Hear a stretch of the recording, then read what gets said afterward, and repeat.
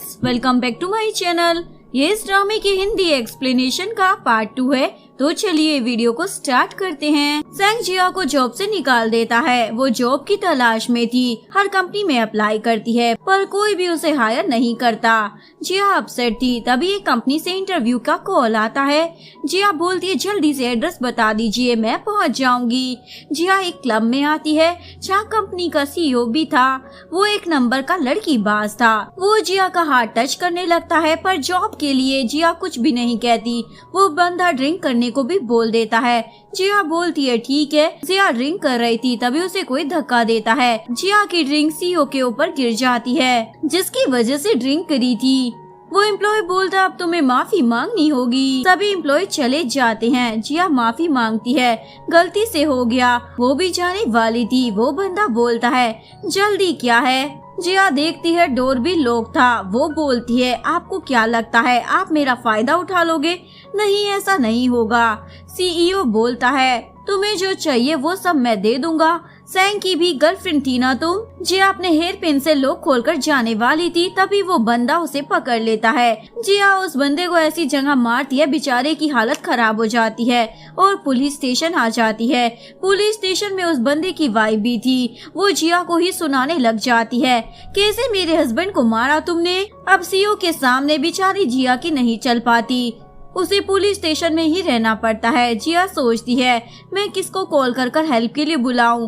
बाद में सेंग को ही कॉल कर देती है मैं पुलिस स्टेशन में हूँ। सेंग कॉल कट कर देता है। जिया को लगा था ये नहीं आएगा। जिया ऑफिसर को बोलती है क्या मैं अपने लॉयर को कॉल कर सकती हूँ?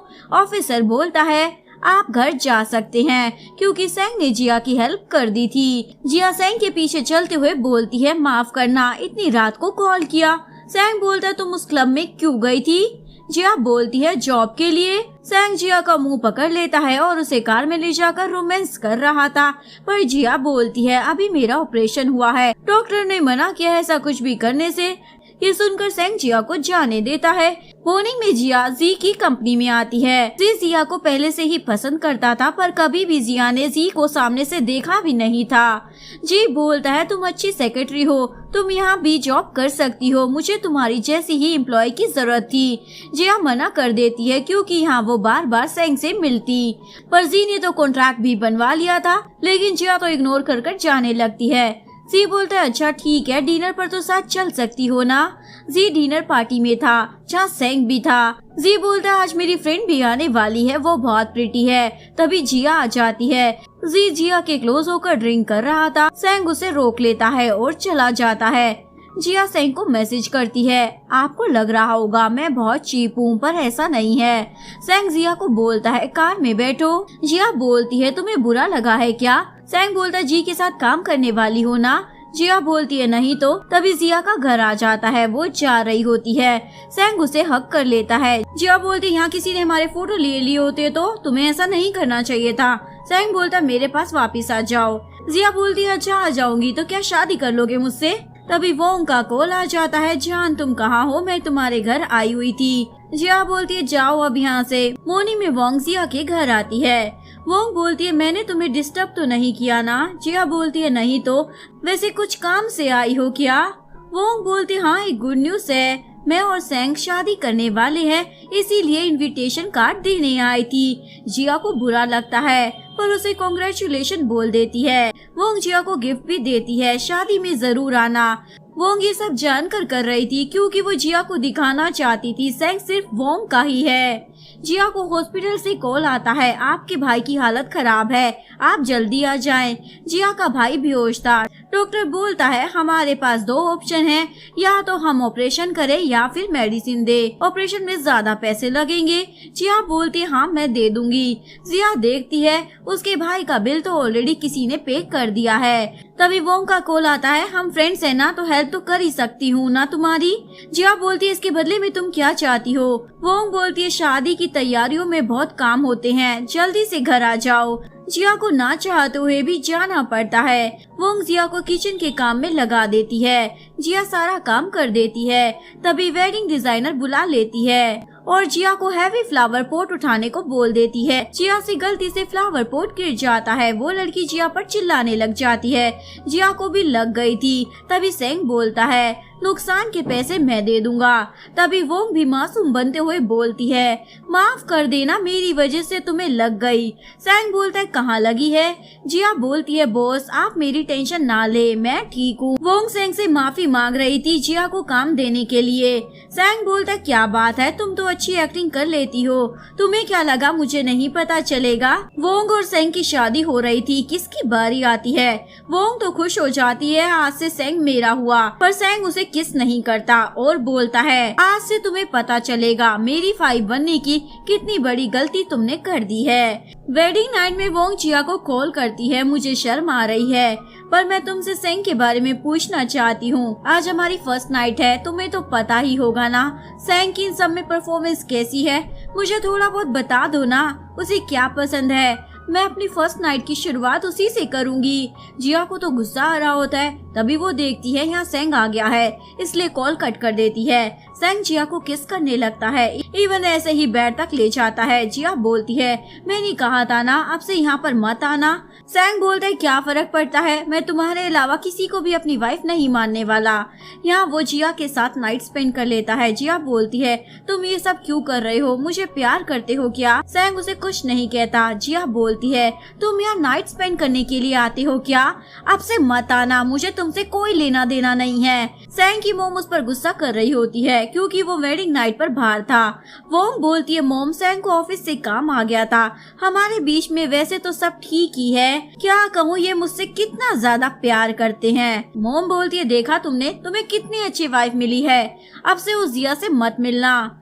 सुयू पूछता है अब तुम्हारा भाई कैसा है? जिया बोलती है वो ठीक है। सुयू बोलता है चलो हम भी शादी कर लेते हैं। जिया बोलती है तुम ये क्या कह रहे हो? सुयू बोलता है मुझे पता है तुम हर्ट हो क्योंकि सेंग ने शादी कर ली है, पर तुम्हें भी अपनी लाइफ में एक नई शुरुआत करनी चाहिए, मैं तुम्हें पसंद करता हूँ। जिया अब कुछ नहीं कहती। जिया हॉस्पिटल में थी। भाई पूछता है क्या वो तुम्हारा बॉयफ्रेंड था? जिया बोलती है नहीं, पर वो मुझे पसंद करता है। तभी यहाँ सेंग आ जाता है। जिया बोलती है यहाँ क्यों आए हो? सेंग बोलता है मैं हेल्प करने आया हूँ, क्या प्रॉब्लम है? तुम तो मुझसे ऐसे बात कर रही हो जैसे तुम मुझे जानती नहीं हो। जिया बोलती है किसी और के हस्बैंड को भला मैं क्यों जानने लगी? सेंग को गुस्सा आ जाता है तुम ये क्या बोल रही हो, एक दिन तुम मेरे पास आओगी। जिया बोलती है ऐसा कभी नहीं होने वाला। जिया ही कंपनी में इंटरव्यू देने आती है। तभी यहाँ सुयू आता है। एक्चुअली में ये कंपनी सुयू की थी। जिया बोलती है इसीलिए मुझे जॉब दी है क्या?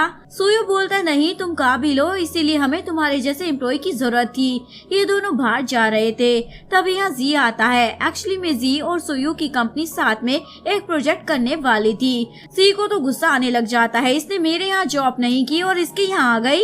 इन दोनों के जाते यहाँ सेंग आ जाता है, चलो कार में बैठो। जिया मना कर देती है। सेंग बोलता है मेरी कार में कुछ हो नहीं जाएगा तुम्हें, वैसे तुम इस छोटी सी कंपनी में काम करने वाली हो।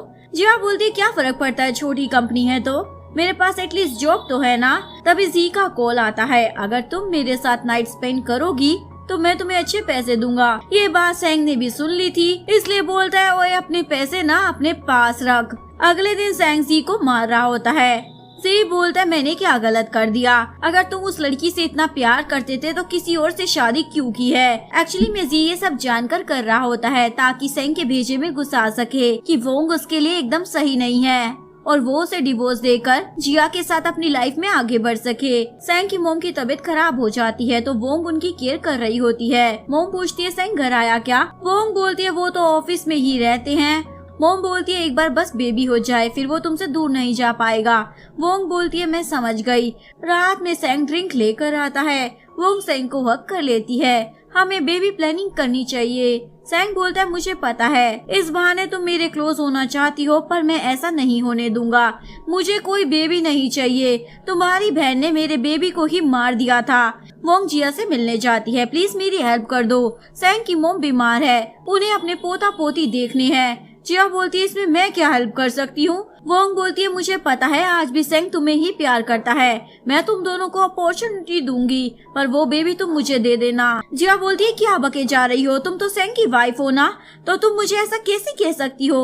वोंग तो पागलों की तरह चिल्लाने लग जाती है। जिया अपनी फ्रेंड से बात करते हुए जा रही थी, इवन उसे सब बता भी देती है। तभी उसे कोई किडनैप कर लेता है। जिया देखती है वो सेंग के रूम में है। सेंग बोलता है तुम यहाँ। जिया बोलती है तुम अपनी वाइफ को संभाल कर रखो, थोड़ा किसी को भी किडनैप कर लेती है। सेंग बोलता है वो मेरी वाइफ नहीं है। जिया बोलती है रहने भी दो, अब वो कुछ बकवास कर रही थी, मुझे बेबी चाहिए तुम दोनों का।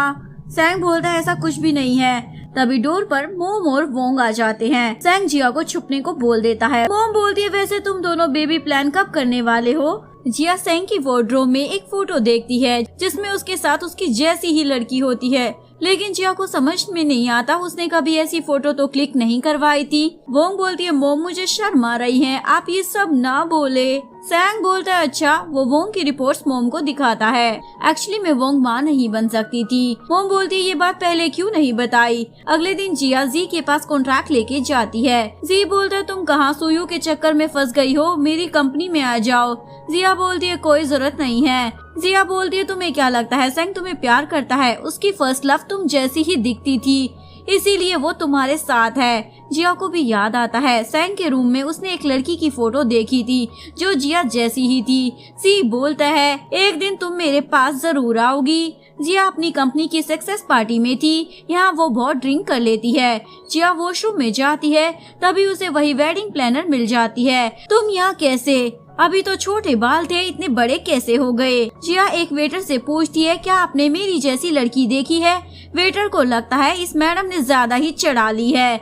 जिया को लग रहा था कोई उसका पीछा कर रहा है। जिया अपने फ्रेंड को पूछती है एक ही फेस के 2 पर्सन हो सकते हैं क्या।